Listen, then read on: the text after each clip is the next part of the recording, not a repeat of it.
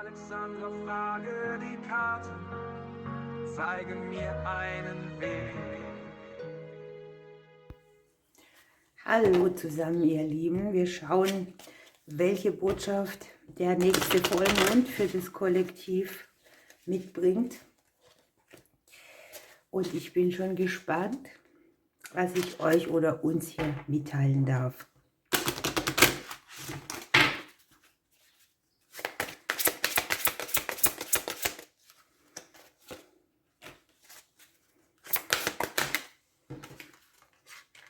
Okay, wir haben hier so ein schicksalshaftes Thema mit unseren Wurzeln. Wir haben schicksalshafte Wege, schicksalshafte Verstrickungen.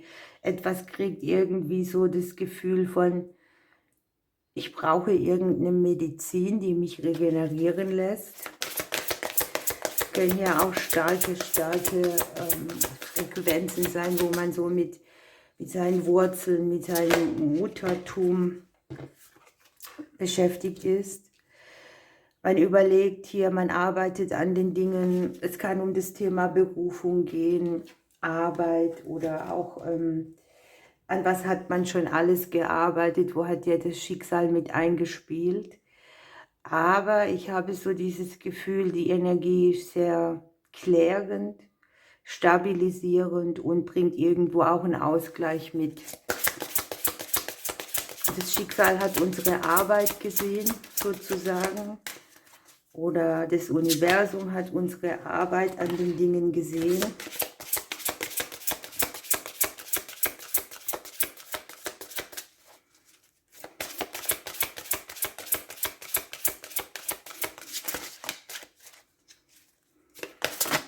Ups.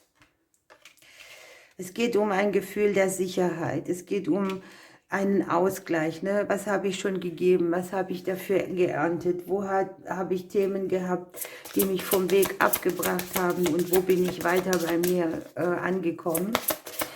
Man möchte sich hier eine neue Tür öffnen. Das Unterbewusstsein hat auch die Wege parat. Man möchte sich sicher sein bei dem, was man macht und wie man es macht.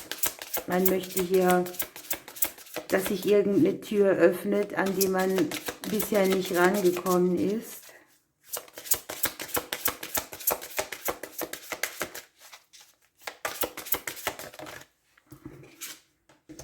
Wow, schon wieder. Ich lege das so oft, diese Kombinationen, und hier zeichnet sich echt was ab, was mit sehr großem Bewusstseinssprung vorangeht, was eine besondere Tiefgründigkeit hat, wo man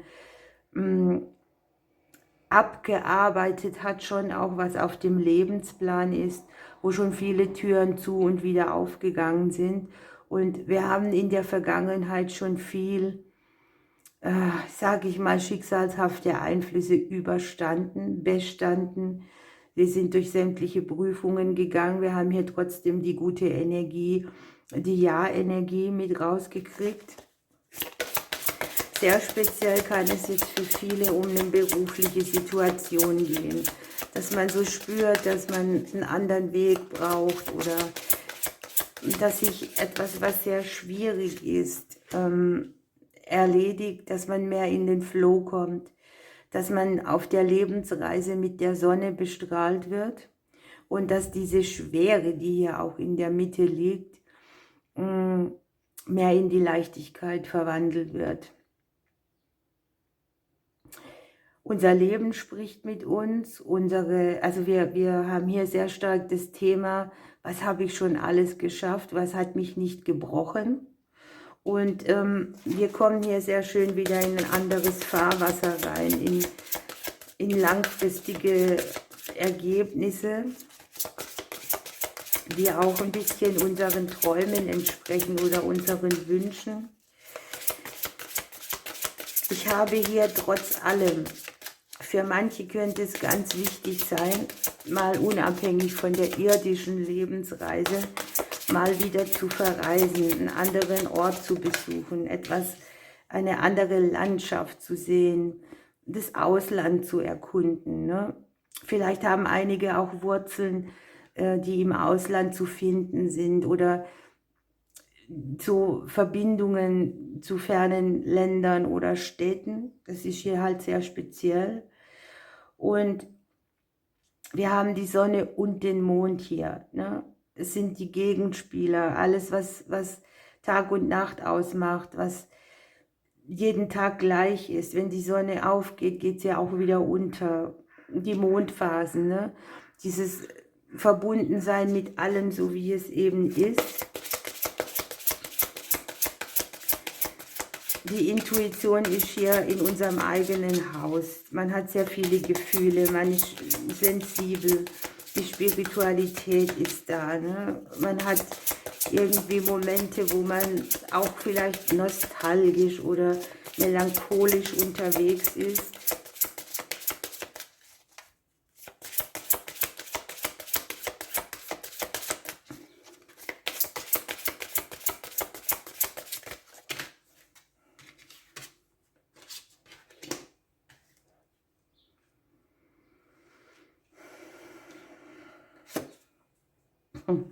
Wir haben uns als Endergebnis.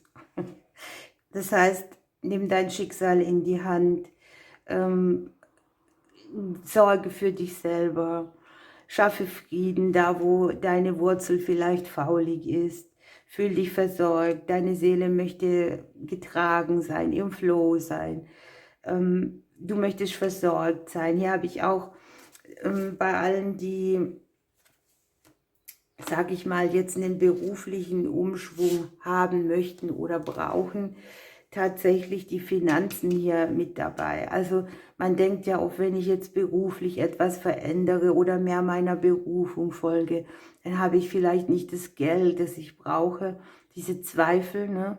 Und irgendwann drückt es dann doch hoch. Hier führt man irgendwo einen Kampf, einen ungelösten Kampf mit sich, der sich immer wieder zeigt, den man dann auch wieder wegdrückt. Eine Energie, die man in der Vergangenheit schon angewendet hat, kann hier wieder zum Tragen kommen. Ich glaube, das Verbundensein mit der ganzen Welt wird hier auch angezeigt, mit diesem Tag und Nacht, Geben und Nehmen, Ebbe und Flut, diese natürlichen Rhythmen und Zyklen im Leben. Und es geht hier auch darum, ein Familienkarma, ein Erbe der Genetik für sich in den Ausgleich zu bringen. Was kann man wirklich, auf welche Gaben und Talente kann man bauen und wo tut man vielleicht auch das Unerwartete, das jetzt niemanden wirklich, das niemand wirklich erwartet, sondern das dann so überraschend auch kommt, wo man sagt, ich klopfe jetzt mal auf den Tisch, ich habe die Nase voll, ich quäle mich. Das Kreuz in der Mitte ist auch eine Situation, die ist nicht ganz so einfach. Ne? Das ist mit viel Verantwortung und Aufgabe verbunden. Und hier darf die Seele auch mitschwingen und sich nicht gedrückt fühlen. Ne? Wir haben hier Veränderungen, die unter einem guten Stern stehen. Und die Zweifel, die auf dem Kopf stehen. Ja, also jetzt guckt euch mal an, zu unserem Vollmond haben wir die Sterne, die Sonne und den Mond.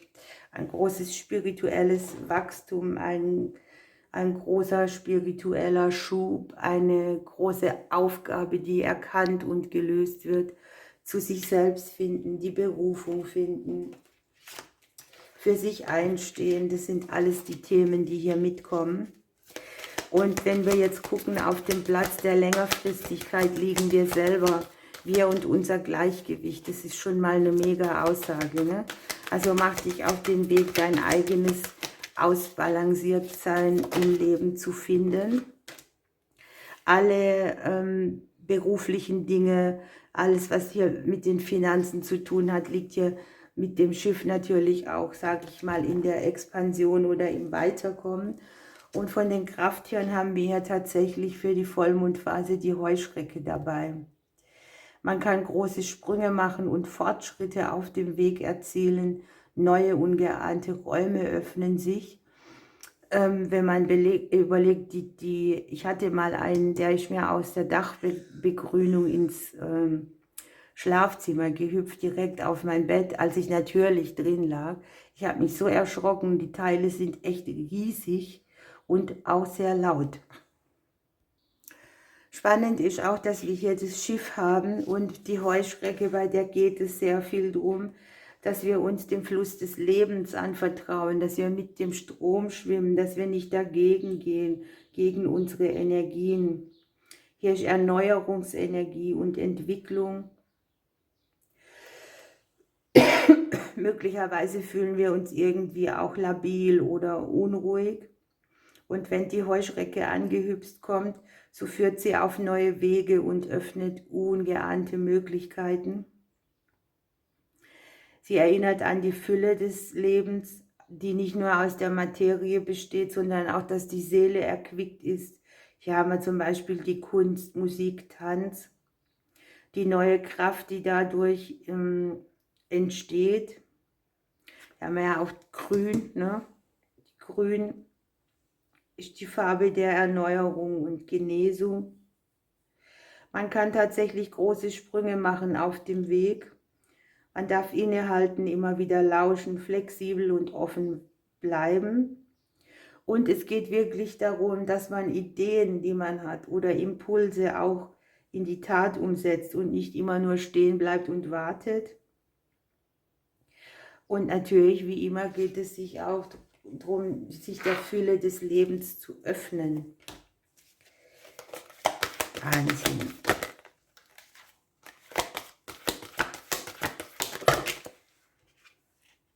Es sind mir zu viele.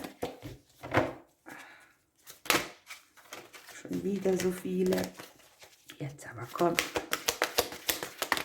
Dankeschön. Okay, da brauche ich, glaube ich, gar nicht so viel zu sagen.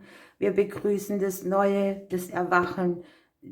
Da ist so dieses Frühlingserwachen mit dabei. Wir haben die Osterglocken hier drauf. Alles beginnt wieder zu blühen. Ein neuer Zyklus, eine neue Jahreszeit beginnt für einen. Und man erkennt mit diesem Erwachen auch, wo es Zeit ist, dafür mal endlich in Fahrt zu kommen und für sich einzustehen und sein Leben zu verschönern, sage ich mal. Gucken wir, ob wir hier noch was mitkriegen, das uns irgendwie dienlich ist.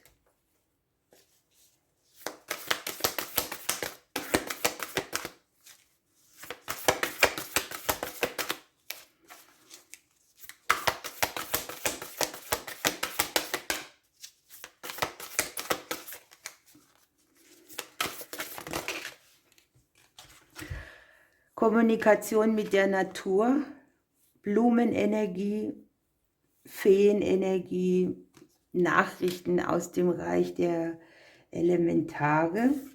Und hier haben wir unten noch, lerne mal dein neues Ich kennen. Wer in der Welt bist du eigentlich? Etwas, das sich tatsächlich so wie ein karmischer Zyklus anfühlt, wo man lange an einem Weg gearbeitet hat, der auch zu sich selbst führt und zu dem, wie man, im Gegensatz zu dem, wie man gern sein sollte, wenn man die anderen fragt. Ne? Hier lernt man sich selbst neu kennen, es ist eine bestimmte Sensibilität da und zugleich aber auch dieses Gefühl von, ich habe genug. Ne? Ich möchte dieses Kreuz, das hier in der Mitte liegt, auch gar nicht weitertragen. Okay, wir gucken noch, welcher Engel hier mitkommt und dann lassen wir das mal so stehen.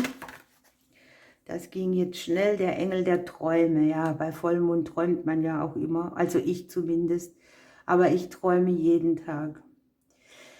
An dich und deine Träume zu glauben bedeutet, eine erfüllte Zukunft zu erschaffen. Wonach sehnen sich dein Herz und deine Seele? Beginne jetzt damit, deine Träume bewusst zu leben. Schenke deinem Engel das Vertrauen, dass er an deiner Seite ist und dich bei der Erfüllung deiner Wünsche unterstützt. Vertraue deinem Herzen und deinen Träumen, so können sie in Erfüllung gehen, auf welche Art und Weise auch immer das geschehen mag. Hier darf man sich ruhig auch mal von so begrenzenden Gedanken abbringen, dass dies, das oder jenes nicht möglich ist. Ne?